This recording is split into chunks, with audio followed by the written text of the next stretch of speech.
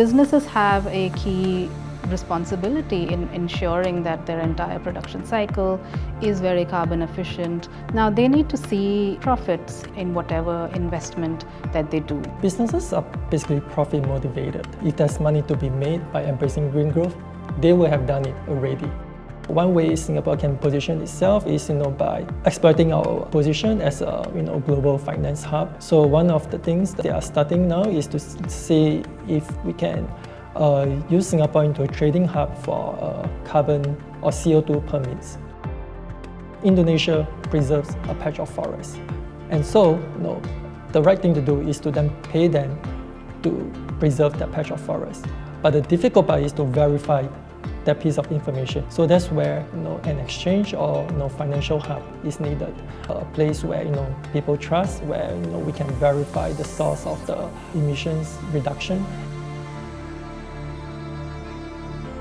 Nature-based solutions where increasing the porous spaces in the city so that when Singapore gets a lot of rains, where water can naturally seep into the soil instead of kind of flooding the surface. We are the first country in Southeast Asia to put a price on carbon. We have set up a large sum of money for climate adaptation, and we have set goals for carbon neutrality. We know that it's not going to make a big global impact, but still the government chooses to do this. Singapore manages its reservoirs and water in general.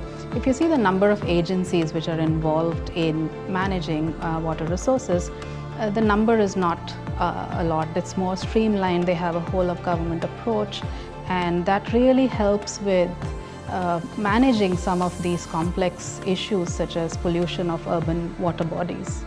Consumers can do to help towards reducing greenhouse gas emissions is by voting with our wallets. For example, electricity providers in Singapore that allows consumers to pay a premium to purchase electricity generated from renewable sources. There are different products with lower carbon footprints that consumers can demand, like for example, the plant-based protein.